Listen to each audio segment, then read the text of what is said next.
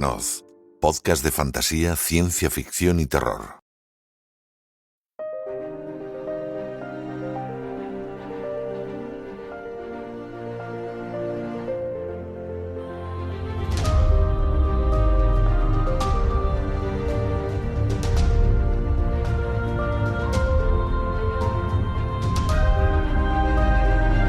Y llegamos al tiempo de la entrevista y siempre solemos decir que bueno, las entrevistas siempre son especiales porque se habla con autores, con autoras que nos cuentan su trabajo.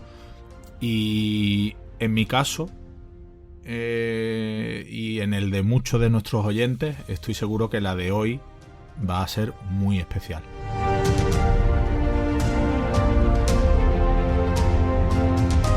Es un honor para nosotros poder hablar un ratito con una escritora que nos encanta y que además este año ha publicado la última entrega de una saga maravillosa que va a centrar buena parte de esta charla. Está con nosotros Rosa Montero. Rosa, encantado de tenerte en el programa y muchas gracias por aceptar nuestra invitación. ¿Cómo estás? No, gracias a ti, Ismael, a vosotros y por esas palabras tan cariñosas. Encantada, estoy feliz de estar aquí.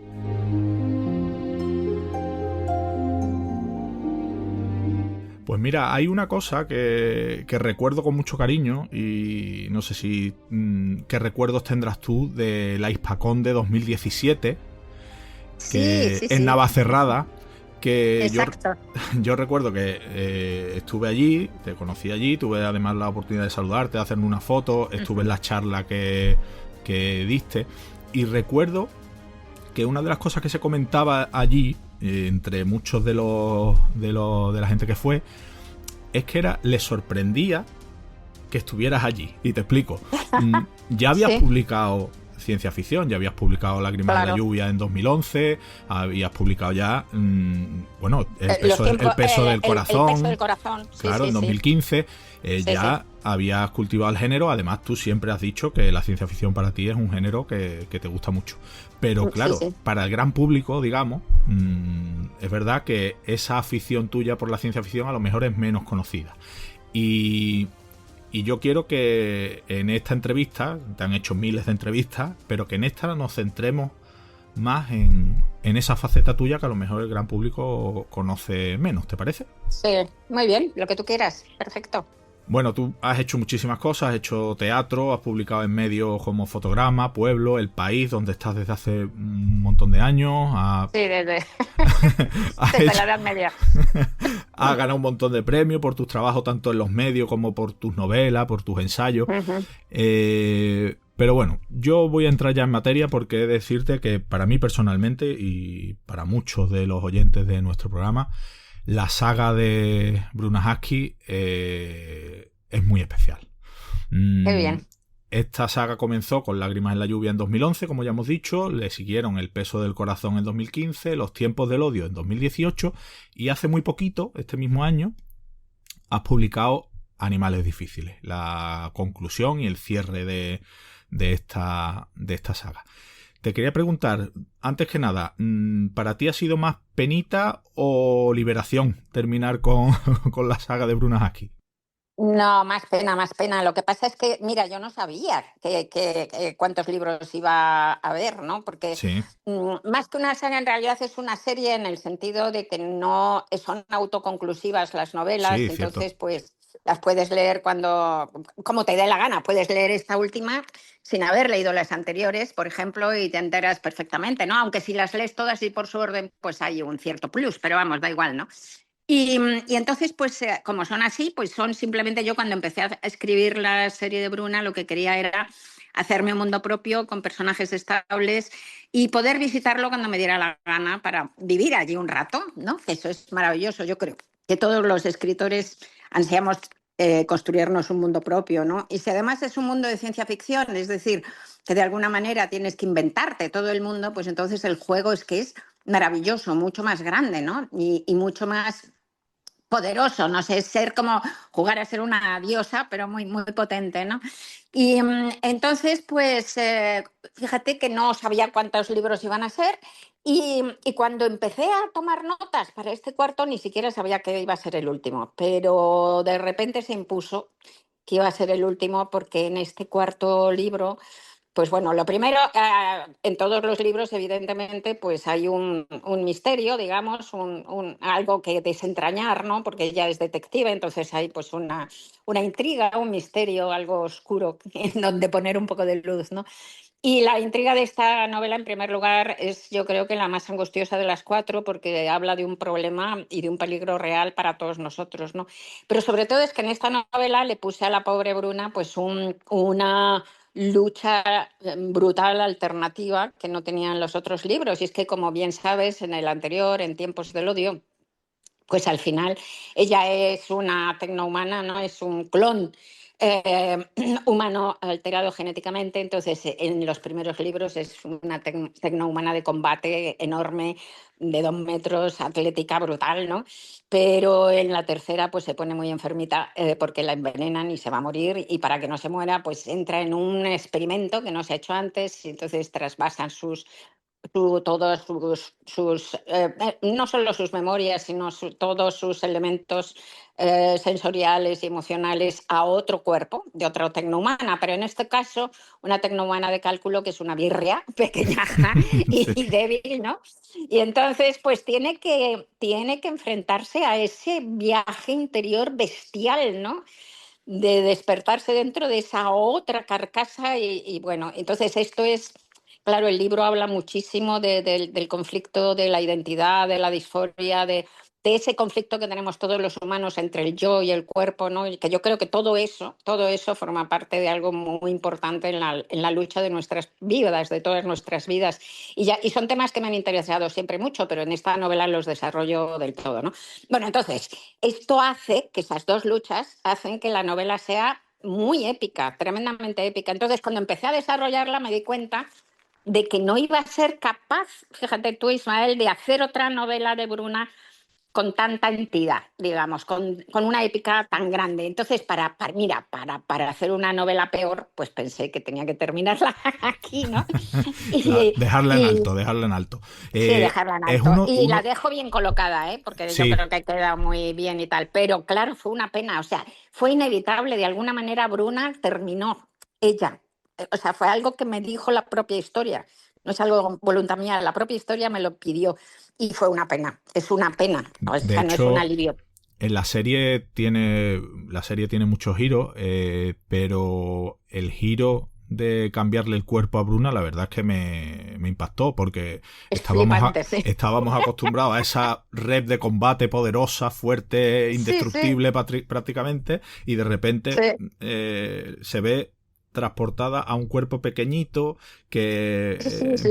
empieza a escribir, que por cierto, bueno, Sí, lo de tu lo del origen de Bruna es también buenísimo. me impactó Oye, el mucho. origen de Bruna, no lo desvelemos, pero bueno, que No, te no, quieres no. creer, eso está en Los Tiempos del Odio, en la tercera novela. Sí, sí, Te sí. quieres creer, uno no sabe lo que escribe, porque las novelas, como siempre digo, nacen del inconsciente, del mismo lugar de donde nacen los sueños. O sea, que tú realmente no controlas y no sabes lo que estás escribiendo.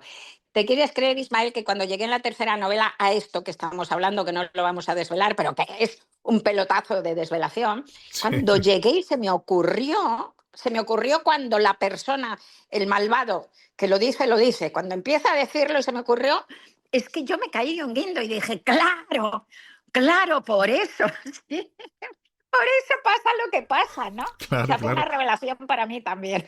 Es buenísimo. Bueno, hay que decir, para quien no lo sepa, que los tecnohumanos son clones de humanos que durante, creo recordar, 14 meses, Exacto. digamos que maduran en un tanque, que Sí, sí, nacen con 25 años, pero que tienen un exacto. problema, y es que a los 10 años desarrollan el TTT, el tumor total tecno, y en apenas una semana mueren. Eso hace Sí, sí, que Bruna siga una cuenta atrás, muy angustiosa también, hay que sí, decirlo, sí.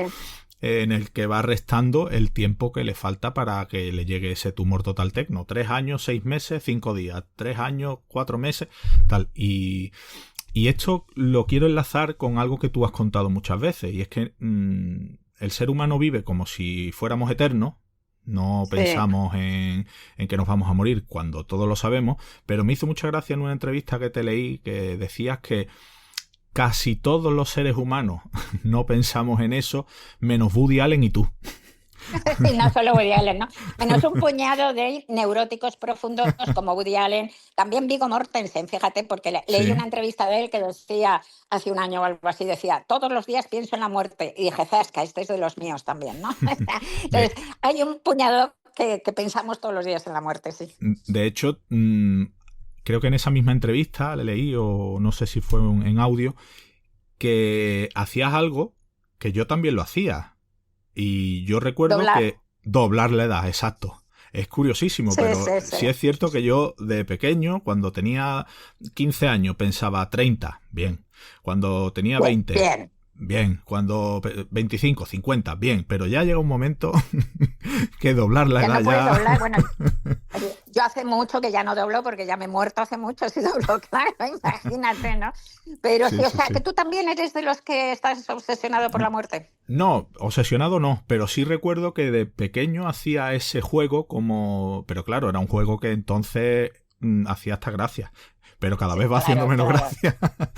claro, claro, claro, Pero bueno, claro, sí, sí. claro.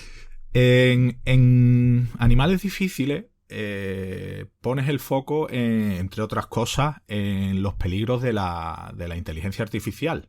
Sí. Eh, ¿Tú crees, hay este avance que ha habido con la IA y todo esto que se habla de que la IA nos va a traer? De hecho, recuerdo que también has contado alguna vez que Jeffrey Hinton, el premio Nobel de Física, Sí, dejó su sí, sí, trabajo en Google hace unos años exacto. En el precisamente 23, para sí. denunciar el peligro de la IA. ¿Tú Ya. qué es lo que piensas de todo esto que se está montando respecto a la Bueno, es inteligencia brutal. artificial? Mira, la IA estamos en un momento que es una frontera tecnológica absolutamente bestial, radical. Nunca en la vida el ser humano se ha enfrentado a una frontera semejante, ni a un reto semejante, ni a una multiplicación de saberes tecnológicos tan brutal, ¿no? Estamos en un momento insólito. Nunca hemos vivido nada así. Entonces, la IA lo que hace, que ya estamos todos sumergidos en la IA hasta el cuello, no hace falta, hay mucha gente que se cree que la IA es el chat GPT. Eso no es nada, eso no es Claro. nada, eso no es la IA, ¿no? O sea, es todo, o sea, ya estamos, toda nuestra vida está regida por la IA, toda, es decir. Entonces, nos facilita la vida de una manera brutal, o sea, todo lo que hacemos, que ahora parece tan facilísimo, desde preguntar a Google, todo eso nos lo facilita la IA, ¿no? Y claro, pues entonces estamos tan encantados y nos entregamos de patas a ella, ¿no? Puede hacer cosas maravillosas. Hace unos meses le implantaron un chip en la médula a un parapléjico y caminó, ¿no? En fin, esas cosas estupendas, pero los riesgos son brutales y no hablo ya de los riesgos, pero brutales, brutales. No hablo de los riesgos estos que la gente discute de si ahora las novelas las va a escribir la IA o si, yo qué sé, ese tipo, o si nos vamos a quedar sin trabajo, o si, nada, eso pecata minuta, ¿no? Los dos riesgos monstruosos son el primero, el de la manipulación de nuestras vidas, el de controlar nuestras vidas al 100%. Primero por la manipulación mental directamente, ¿no? Los neurólogos más importantes del mundo, como Rafael Yuste, que dirigió el proyecto Brain de Obama, pues llevan años pidiendo que se meta dentro de la Carta de Derechos Humanos, que se metan los neuroderechos, que son 5 y que son tan elementales como derecho a que nadie se meta en tu cerebro sin tú saberlo, ¿no? Y autorizarlo. Derecho a que no te sometan a un sesgo cognitivo sin tú saberlo, cosas así. Bueno, pues nada, nadie está haciendo nada, no estamos legislando nada, ¿no?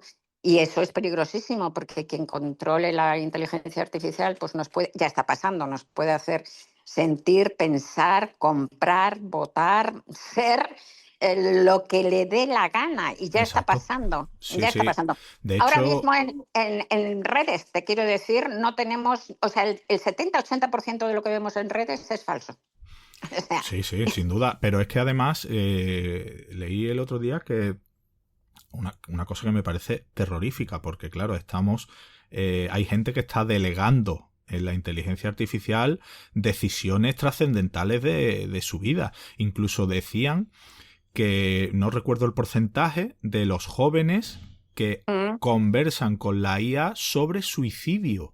Sí, sí, sí, Es, millones. es Hay brutal. millones en el mundo, sí.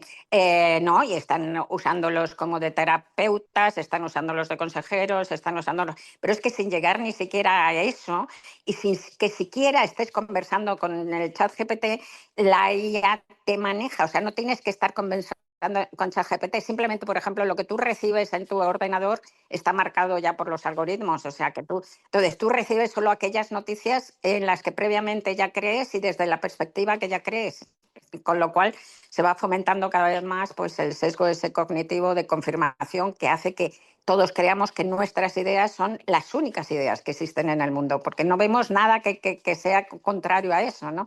Entonces es terrorífico. El 73% de los jóvenes españoles menores de 25 años se informan a través de las redes. No te digo a través de Internet, yo leo los periódicos en Internet, sino a través de TikTok, por ejemplo. Esto quiere decir que se desinforman total y absolutamente, ¿no? Viven en un mundo que es un espejismo, ¿sabes? O sea, Sí, y un así es, sí. espejismo tremendamente manipulado. Tremendamente manipulado. Luego hay otro riesgo todavía mayor. Hay una experta en IA que ha sido consejera europea y tal, Francesca Bria se llama, y acabo de leer un informe de ella tan espeluznante que me ha dejado ya completamente horrorizada. Y es que los grandes capos de Silicon Valley ultraderechistas, ¿no? Como Musk y Thiel, este que se llama y tal, bueno, estos están quedándose con todas ¿cómo te diría? Con todos los puestos esenciales ejecutivos de aquellas cosas más importantes de todos los gobiernos en Estados Unidos y en Europa. Es decir, defensa, sanidad, comunicaciones. Todo esto se está haciendo a través de las tecnologías de esta gente que son las que controlan todo. Con lo Madre cual mía. resulta que hay como una cohorte de fascistas, porque son fascistas como más, Sí, que están controlando el mundo. O sea, es lo del gran hermano, es verdad. es verdad, es Lo del verdad. gran hermano es verdad. Que cuando parecía Entonces, eso por una un lado. exageración hace años. Exacto, pero es que es verdad. Y luego está otra cosa terrorífica, que ya si nos ponemos estupendos, es lo que tú decías de Geoffrey Hinton. Luego está el riesgo de que la superinteligencia, que está ahí a la vuelta de la esquina, algunos dicen que dentro de 30 años, puede ser antes incluso, pues que acabe con el ser humano, porque estamos creando o ya se está creando solo, porque la superinteligencia bueno, la inteligencia ya es autogenerativa, ¿no? Estamos creando un Dios indiferente, ¿no? E inhumano. Y cuando digo inhumano, simplemente quiero decir que no es humano, o sea, que no sabemos cómo es, que no nos vamos a poder entender, que no vamos a poder ni concebirlo, y que irá a su bola, y que será mucho más inteligente que nosotros, que vamos a ser las hormigas de esa superinteligencia. ¿Pueden las hormigas concebir lo que es un ser humano? No les cabemos en la cabeza. A nosotros no nos va a caber esa superinteligencia en la cabeza. ¿Pueden las hormigas controlar al ser humano? Pues no. Y nosotros tampoco. Así que a lo mejor un día esa superinteligencia pues dice, voy a utilizar estos átomos de carbono para otra cosa. Y los Claro, átomos de carbono somos nosotros. y sin, Así que... y sin maldad, Y eso es lo que simplemente decía porque Geoffrey Hinton. sin Sí, sí. maldad, simplemente que es que nos ignoran, que Sin somos algo maldad. que, No, claro, no. no necesita ser Exacto, malvada sin para maldad. destruirnos. No, no, nada. No existe en una, por eso digo, es una superinteligencia inhumana. En eso que es Claro, inhumano, que no tiene nada que ver con nosotros, no caben los conceptos antropomórficos de maldad, bondad. No, es que es que es otra cosa que no nos cabe en la cabeza. sí, Punto. sí, sí. Y que irá a su bola. Nick Bostrom, que es un filósofo nórdico que trabaja en la Universidad de Oxford y que es además un experto en inteligencia artificial, dice una frase que es muy clara, ¿no? Eh, crear una inteligencia superior a la nuestra es un error evolutivo básico. De cajón, vamos, me parece de cajón. O sea, Claro. evidentemente, ¿no? Y esto es lo que dice Geoffrey Hinton, el premio Nobel de Física, ¿no? Que realmente no vamos a poder controlarla y que es un riesgo efectivamente, para la supervivencia de la humanidad. Cuando ganó el premio Nobel, que se lo dieron, él es uno de los padres de la inteligencia artificial, se lo dieron por Sí, eso. sí, sí. Y cuando se lo dieron, a mí me gusta leer los discursos de los premios Nobel, Ujú. están todos en red, ¿no? Y he oído bastantes, no leerlos, los ves, ¿no? Están, entonces, hay uno, el de Hinton, es súper breve, es muy raro, es mucho más breve que la mayoría. Y es espeluznante, os recomiendo que lo busquéis, ¿no? Porque termina diciendo, es muy lúgubre, y termina diciendo, lo que nosotros creíamos que eran libros de ciencia ficción es la realidad. Correcto. Pues mira, me viene que ni pintado para el cambio de tercio que íbamos a... que quería dar, porque eres siempre has sido una defensora a ultranza de la libertad de los autores para escribir sin frontera de género. Un buen ejemplo Exacto, sí, sí, es la serie de Bruna, porque estamos sí, sí, hablando que son novelas de ciencia ficción, novela policíaca, de aventura, de sí. supervivencia, política, ecológica, Existenciales, sí, sí, claro, sí, sí, sobre la reflexión sí, sobre sí, la identidad, incluso una historia de amor, exacto, hay de todo. sí, sí. Tú has defendido siempre eso y mm, siempre has defendido que quizá ya es hora, y creo que eso, sobre todo a los que nos gusta la ciencia ficción, la fantasía, el terror, es hora de superar esos límites que a veces son tan marcados entre géneros, cuando la ciencia ficción, como tú misma has dicho más de una vez, es una herramienta increíble para hablar del aquí, del ahora, de la realidad, que De la, incluso, que sí, incluso sí, yo del creo que sentido de la vida. las novelas de Bruna pueden ser quizá de lo más realista que hayas escrito, aunque suene Siempre contradictorio. lo digo, Ismael, mis novelas de Bruna son las más realistas, sin lugar a dudas. Y yo no escribo para decir cómo va a ser el mundo mañana, me importa un carajo. Lo que escribo, como todas, escribo las novelas de Bruna, como todas las mías, para intentar entender lo que somos, para intentar entender la existencia, ¿no? El sentido de escribir ficción es la búsqueda del sentido de la existencia, y eso es lo que hago con la ciencia ficción. Y es lo que hacemos con la ciencia ficción, todo lo que usamos. El género bien, quiero decir, ¿no? Porque la ciencia ficción lo que tiene, lo que te da es una herramienta metafórica poderosísima, efectivamente, para ahondar en lo que somos. Lo que hace es utilizar una dislocación, por medio de la dislocación, ¿no? Entonces, lo que hace es que nosotras, no, los seres humanos, estamos acostumbrados por la rutina de la vida, pues no vemos aquello a lo que estamos acostumbrados, no nos sorprende, a lo mejor estamos viviendo cosas alucinantes y no nos damos cuenta de lo alucinantes o lo absurdas o injustas o lo irregulares que son, porque estamos acostumbrados a ellas, ¿no? Entonces, lo que hace la ciencia ficción es dislocar ese entorno ya tan visto y tan habitual, y nos permite entonces reconocer cosas que si no, no reconoceríamos. Por ejemplo, a mí me dicen con Bruna, en Bruna, en el mundo de Bruna, que es en el año 2110, las primeras, en este último en el año 2111, pues en la Tierra hay que pagar una cuota, un dinero para vivir en zonas menos contaminadas, ¿no? Si quieres vivir en una de las zonas menos contaminadas de la Tierra, tienes que pagar más, y si no puedes pagar eso, pues entonces tienes que vivir en sitios súper contaminados, horrendos que hay, ¿no? Agujeros que hay en el planeta de contaminación. Entonces, pues algunos críticos o algunas personas, algunos lectores, algunos periodistas dicen, claro, es que ese futuro tan horrible en donde hay que pagar por... Yo digo, pero si es exactamente lo que estamos viviendo, ¿no? Mira, en Sí, Ghana total. está, claro, en Ghana está ahora mismo el cementerio tecnológico más grande del mundo. Es ilegal, completamente ilegal, y es enorme. O sea, es un cementerio gigantesco en donde están el 70% de los móviles europeos terminan ahí. O sea que, Ismael, seguro que hay algún móvil tuyo, seguro que hay Pues algún móvil seguro, mío, ¿no? Entonces, seguro. en ese sitio, hombre, imagínate, en ese sitio infernal, y ya te digo que es completamente ilegal, y sin embargo el 70% de los móviles de Europa están ahí, de la UE. Bueno, los niños, unas ONGs sacaron análisis de sangre de los bebés recién nacidos en Ghana, y esos bebés tienen ya metales pesados en la sangre. Entonces, eso es el infierno en la tierra. ¿Y quién vive ahí? Pues los miserables. O sea, evidentemente, Elon Musk no vive al lado del cementerio ilegal de Ghana, ¿sabes? O sea, entonces... Precisamente una de las cosas que hablan los lectores de la serie de Pruna es que, pese a que Lágrimas en la lluvia se publicó hace ya 14 años, en 2011, es muy actual. Los temas que tratas son muy actuales, algunos incluso recuerdo que al leerlo me sorprendió porque hace 14 años no estaban tan de actualidad y tú ya lo plasmabas ahí en la novela. Entonces, después de todo lo que hemos hablado, de los peligros de la IA, de todo de lo de Ghana, todo...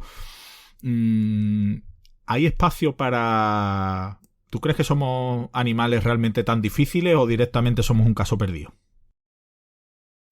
Hombre, yo quiero pensar que, por otro lado, somos una especie con una capacidad de supervivencia y de adaptación mitológica. Cierto. Esto nos ha llevado si al no fuera éxito así... como especie. Claro, sí. No, tremendo. Y esto nos ha llevado al éxito como especie, de convertirnos en una especie de virus para el planeta, ¿no? Porque nuestro éxito ha sido colosal. Entonces, esa capacidad de adaptación y esa capacidad de superación y de reinvención, pues espero que nos sirva y que podamos poner coto verdaderamente, ¿no?, a esto, ¿no? Porque por otro lado, a esta deriva hacia el suicidio. Porque fíjate tú que hay otra reflexión espantosa que podemos hacernos, y es que el Homo sapiens lleva 300.000 años en el planeta, ¿no? Y esto es muy poco comparado con los dinosaurios y con las edades cósmicas, pero es muchísimo comparado con lo que te voy a decir, que aunque llevamos 300.000 años, pues solo en los últimos 80 años nos hemos puesto 3 veces en riesgo de extinción por nuestra mala gestión de la tecnología, de nuestra propia tecnología, ¿no? Estamos en riesgo de extinción por las bombas atómicas. Estamos en riesgo de extinción por el calentamiento global y estamos en riesgo de extinción por la inteligencia artificial. En 80 años, o sea que si seguimos intentándolo, lo vamos a conseguir, ¿no? Te quiero decir. Entonces, hay una cosa, y es que hay una disociación, yo creo, muy grande entre nuestra capacidad tecnológica, puramente técnica, de desarrollo, ¿no?, de todos esos inventos y aparatos, y nuestra capacidad de maduración emocional. Sí, en lo tecnológico hemos avanzado eones desde las cavernas. Y hay avances maravillosos. Sí, claro. En lo emocional yo creo que somos parecidísimos al troglodita. O sea, te lo digo completamente en serio. No creo que haya mucha diferencia entre el troglodita y nosotros, ¿no? Entonces, somos como niños, hay una disociación ahí muy grande, somos como niños jugando con bombas enterradas en la playa, porque no tenemos realmente control de lo que estamos haciendo, ¿no? O sea, que estamos jugando con cosas muy peligrosas y no las terminamos de controlar. Pero, en fin, ya te digo, tengo esperanza en la capacidad de supervivencia y de adaptación del ser humano y, sobre todo, pues creo que somos una especie luchadora y hay que luchar por controlar esta. Se han podido controlar otras... Lo hemos hecho con otros avances tecnológicos. Hemos controlado la clonación, por ejemplo. Hemos prohibido la clonación humana, se ha desarrollado. Pues se podría, o sea, eso demuestra que se puede. Lo que pasa es que en este caso la inteligencia artificial implica una cantidad tal de dinero y de poder tan asombrosa que la gente, claro, que la gente está ciega y enloquecida. Sí, ¿no? Tenemos que ponernos las pilas, porque se puede controlar, pero nos queda poco tiempo para hacerlo. Bueno, pues vamos a ser optimistas, no nos queda otra. Y mira, te quería comentar, en el club, yo tengo un club de lectura en Sevilla, que se llama Úrsula, por Úrsula Maravilla, sí. Y es un club de lectura exclusivamente de ciencia ficción, fantasía y terror. En la librería Casa Tomada, en Sevilla. Y este mes de mayo pasado leímos Lágrimas en la lluvia. Ajá, como salió el último en enero, Animales difíciles, pues decidimos leer ese. Qué genial, gracias. Gustó y sorprendió, por lo que te decía antes, porque para cierto público tus novelas de ciencia ficción no son, digamos, por lo que más se te conoce. Pero claro, a quienes a quienes nos gustan esas cosas, nos encantó. Y más de uno comentó que iba a seguir con la saga, porque le había gustado mucho. Sí. Hablando de Úrsula, que es el nombre de nuestro club de lectura, ¿siempre has leído ciencia ficción desde pequeña? Sí, desde muy pequeña. ¿Qué Mira, autores, autoras, algunas lecturas sí, no, hay que varias te hayan cosas ahí, marcado? sí, hay varias cosas ahí fenomenales que se pueden hablar, pero antes quería contar, y pasamos luego a esto último, pero que si Sí, no, para que no se olvide, sí, antes sí. lo has mencionado, ¿no? Que efectivamente es muy curioso que en mis libros, que son tan realistas, es que lo más realistas que he escrito, y yo he intentado hacer un desarrollo no solo posible, sino probable del mundo, ¿no? En todo, en lo social, en lo tecnológico, me encanta la ciencia y tal. Bueno, pues entonces es que verdaderamente las cosas que salen en los libros de Bruna se han ido cumpliendo. Son Sí, no te puedes cierto. imaginar la cantidad de todo. Por ejemplo, lo que tú decías, en Lágrimas en la lluvia, ya está desde Lágrimas en la lluvia, que salió en 2011, están las psicomáquinas. Es decir, gente que se va a analizar con una inteligencia artificial. Que eso entonces, tú me dirás en 2011 y quién hablaba de eso, ¿no? Cierto. Y eso es, efectivamente, hoy sí está, pues ya está en Lágrimas en la lluvia. Eh, pero cosas que han pasado después, como por ejemplo que en los tiempos del odio, la intriga de los tiempos del odio consiste en que hay un apagón general eléctrico Es en verdad. España y Portugal. O sea, Es verdad, es verdad.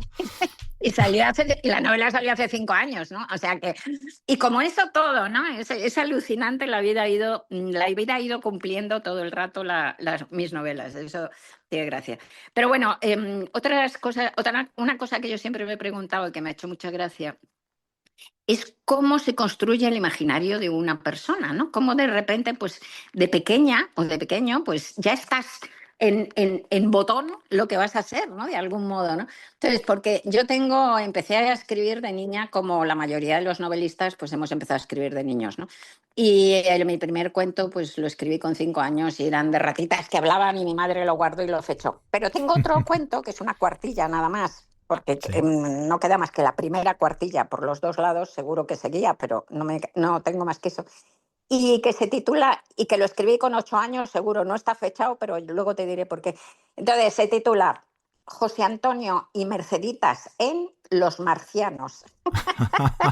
Qué bueno. Entonces, sí, es fuerte, sí. Entonces es de dos niños, dos hermanos, que ella tiene 8 años y él tiene 13, que yo tengo un hermano que me lleva 5, o sea que claramente yo tenía 8 años.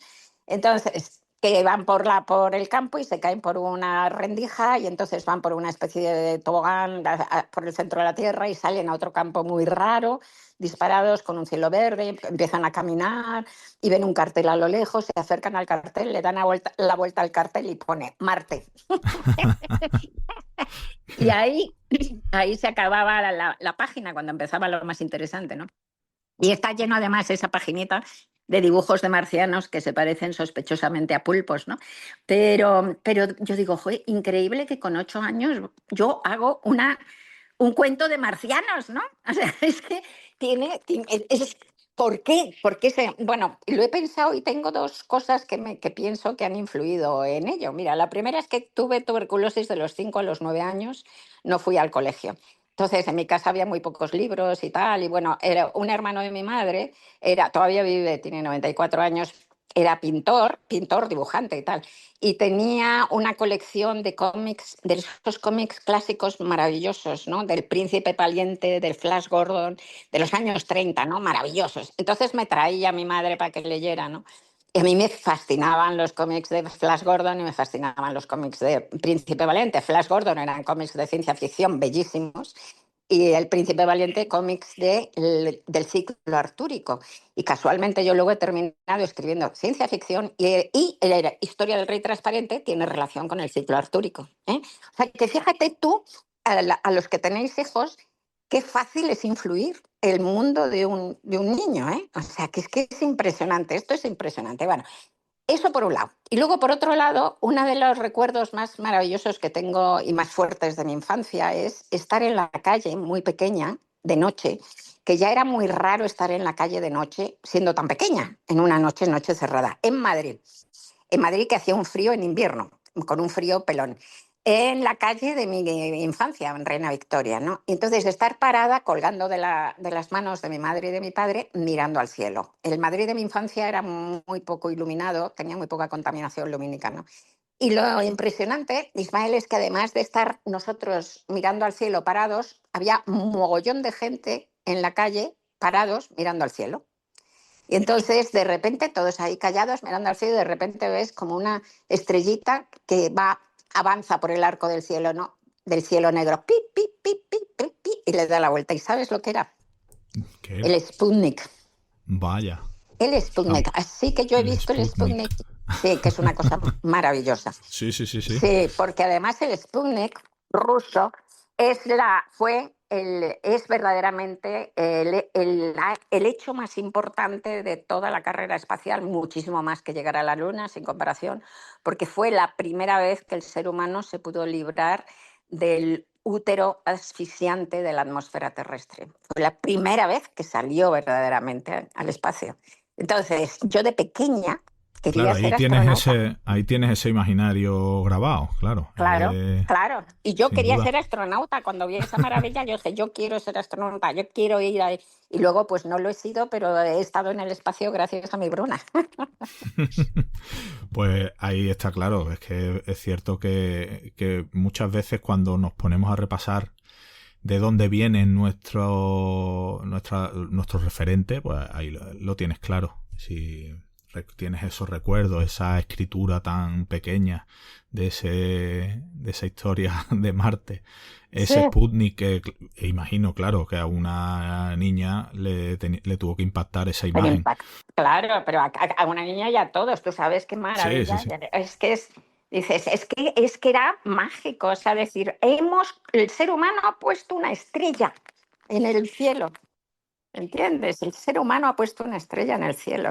Era la pena, vamos. Impresionante. No hemos hablado hasta ahora, hemos estado hablando de la serie de Bruna, pero no hemos hablado de Blade Runner, que Ah, bueno, como es evidente en el título de Lágrimas en la lluvia, está muy presente. ¿Tú recuerdas sí, pero cuando... ¿sabes lo que pasa? Sí, Dime. pero yo creo que no tanto en el sentido, bueno, Sí, claro que me gusta Blade Runner, pero fíjate tú, a mí que siempre me ha gustado muchísimo, efectivamente, la ciencia ficción, he leído mucho desde pequeña, he visto todas las pelis.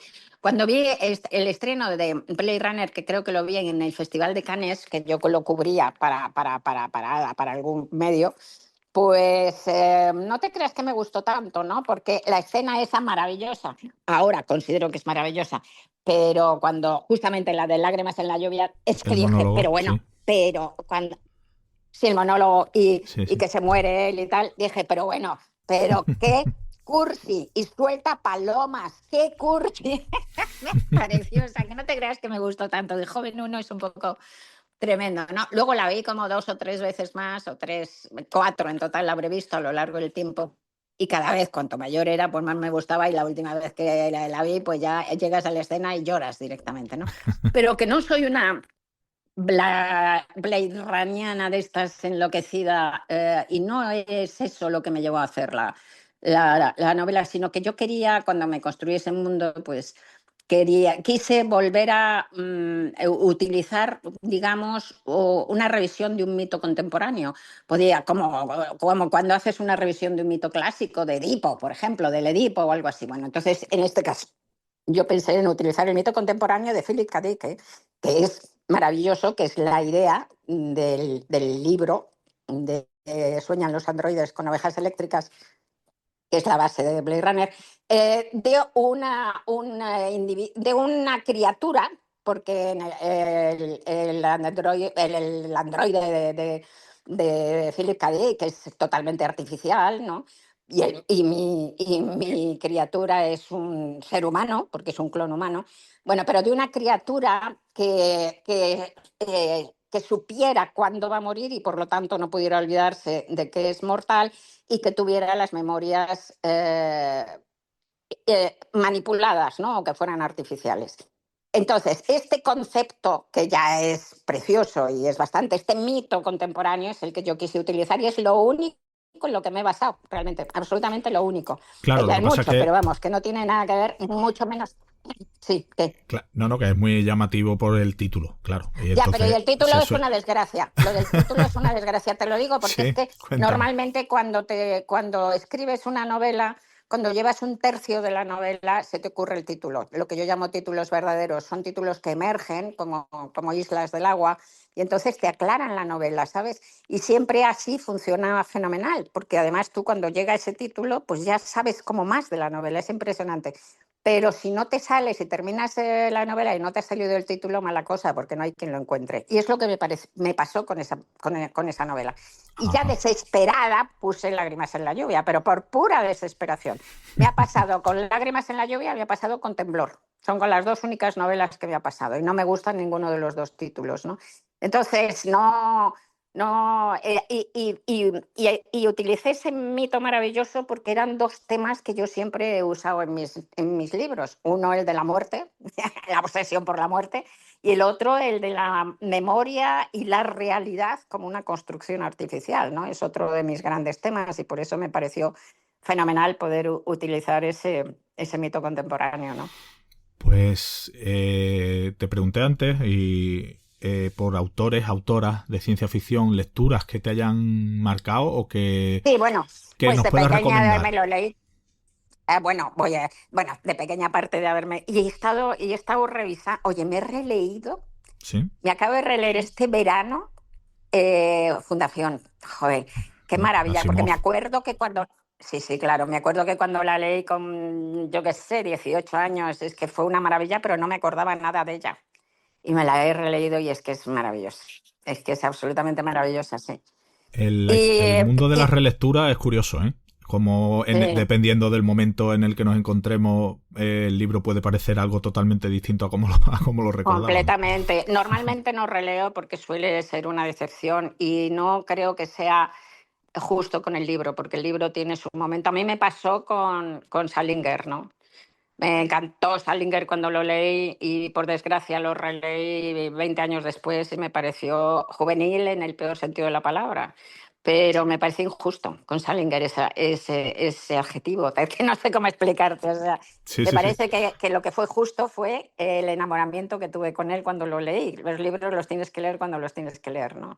Pero bueno, en este caso me ha chiflado, me gusta mucho. Bueno, aparte de todos los clásicos maravillosos, pero yo voy a recomendar a mi gran maestra, que es efectivamente Úrsula K. Le Guin, que creo que es que además es una demostración de lo que yo digo, que la ciencia ficción es que decir que la ciencia ficción es un género aparte, que es como minimizarlo, es una ridiculez. Para mí, Úrsula es uno de los grandísimos escritores del siglo XX. Y, por ejemplo, Los desposeídos, pues es una de las grandísimas novelas del siglo XX. A mí me parece que es como Guerra y Paz, que es como La montaña mágica, vamos, o sea, es que es una de esas grandes novelas emblemáticas y bueno, todos los demás, ¿no? Pero Los desposeídos creo que es la más ambiciosa y la más redonda, ¿no? Y luego toda su concepción del ecumen, ¿no? De ese mundo, de mundos maravillosa. Bueno, es una escritora que tenía una de las cabezas más grandes que yo he podido leer, vamos. Es una maravilla y Úrsula es el claro ejemplo de que ese término, esa expresión despectiva de géneros menores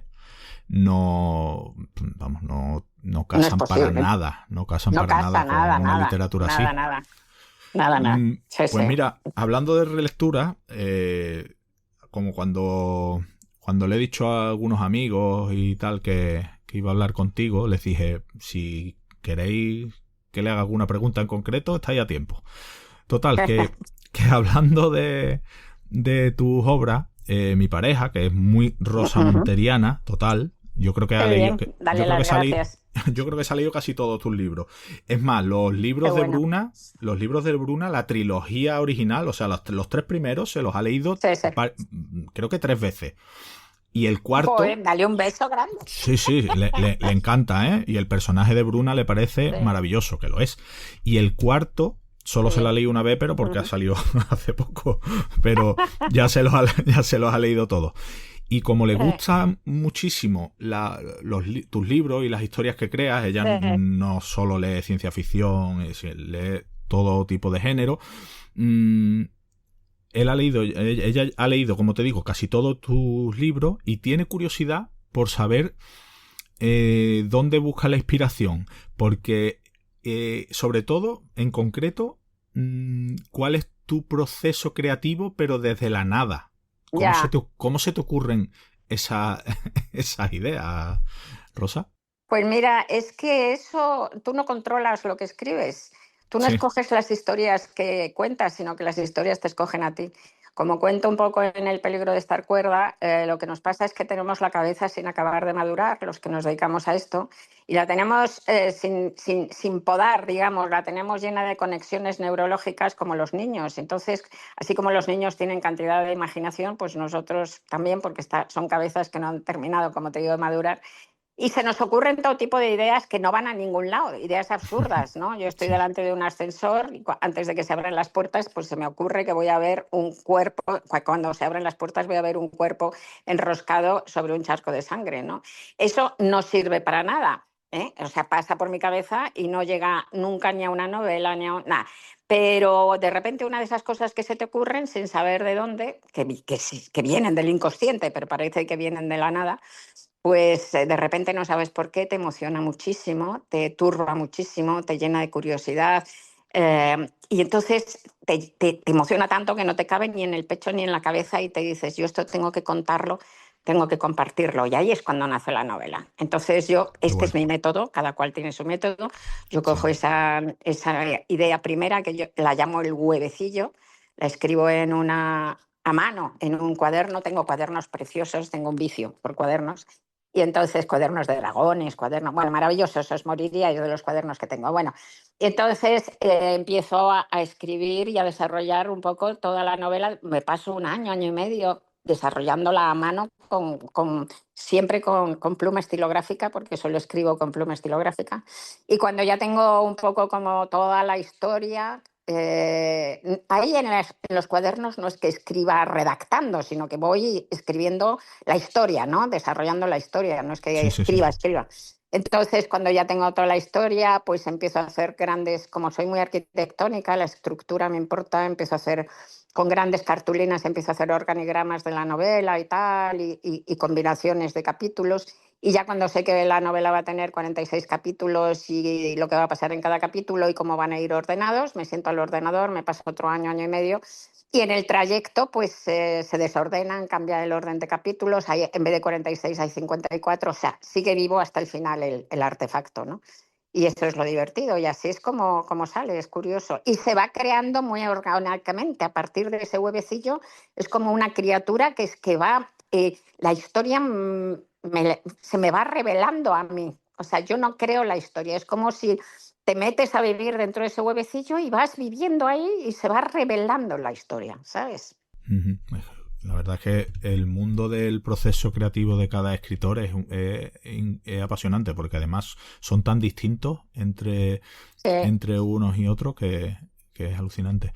Y mira, ya estamos terminando, fuera del tema, ya ahora mismo ya no te estoy hablando de ciencia ficción, fantasía, Ajá. ni terror, ya es una curiosidad personal. Mi pareja me recomendó hace unos meses, ya sabe que te diría que el 90% de mis lecturas son de ciencia ficción o terror, casi Sí. todas. Pero me recomendó tu libro de La ridícula idea de no volver a verte, Ah, sí, sí, de sí. 2013. Sí. Y tengo que decirte que me pareció una maravilla, Ah, qué bonito, gracias. que disfruté muchísimo, me emocioné con el libro. Mil Y ya, gracias. y ya que hemos hablado de la libertad de género, creo que es un libro de un género inclasificable. Que es que Sí.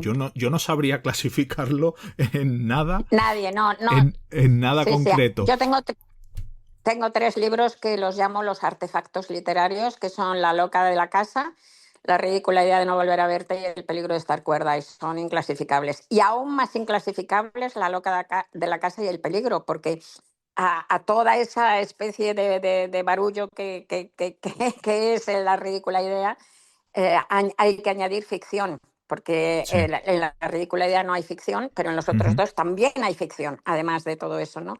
Así que sí, sí, Pues son libros ahí que...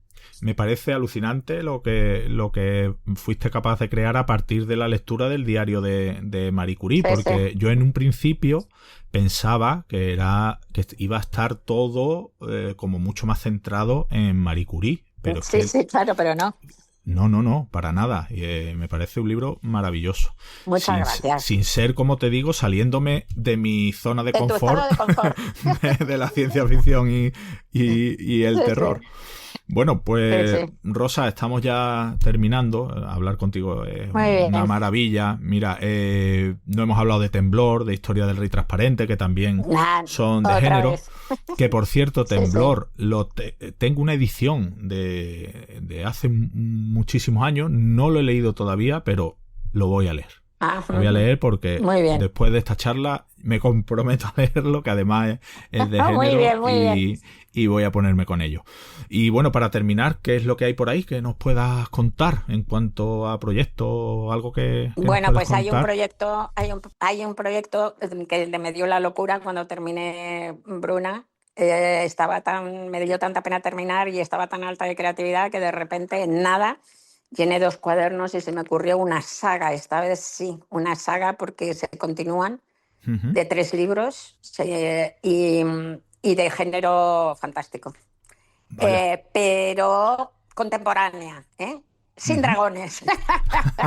Que están muy de moda los dragones ahora en la literatura juvenil, sobre todo. Un poquito Pues demasiados dragones, demasiados demasiado, dragones. demasiado, estamos saturados. Sí, sí, sí, sí. Recuerdo la moda que hubo cuando las novelas de Templario, que nos saturaron Sí, de sí, sí, novelas de sí, sí, Templario. sí, sí. Luego llegaron los zombies, que también no. Sí, sí, sí. Vale, no hay dragones, pero de fantasía. Es de género fantástico. Sí, es contemporánea, pero en el mundo, este mundo contemporáneo tiene como una parte paralela, ¿vale? Y Ujú. entonces, pues, nada, tengo toda tomada notas de las 3 libros. La trilogía se llamaría Los libros del caos. Ajá. Y lo que pasa es que tengo empezado el primero, pero lo tengo parado desde hace un huevo de meses por trabajo. Ahora voy a parar y me voy a concentrar y tengo miedo de que se haya muerto, porque si haces eso y paras, se puede haber muerto. Ya. Así que ojalá no se haya muerto porque me gustaba. Pues esperemos porque te lo vamos a agradecer mucho. Vale, Pues vale. Rosa, ha sido un placer, un honor para nosotros tenerte en este programa, tanto para los que hacemos la revista como los que hacemos el podcast. Muchas Y bueno, gracias. y sobre todo conocer más allá de la Rosa Montero escritora, la Rosa Montero aficionada a la ciencia ficción, que nos Exacto. encanta y que además nos encanta que te encante, porque es Claro. a lo que nos dedicamos nosotros.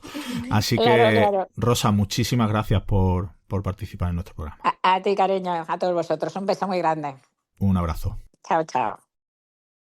En Windumanoz queremos traerte lo más interesante de la actualidad de los géneros especulativos, junto con la mejor ficción corta y el mejor arte. También queremos ayudar a los autores dándoles voz y visibilidad. Y para todo ello, necesitamos contar con tu espada. Visita patreon.com/Windumanoz, echa un vistazo a nuestras recompensas y considera unirte al grupo de amigos que apoyan este proyecto.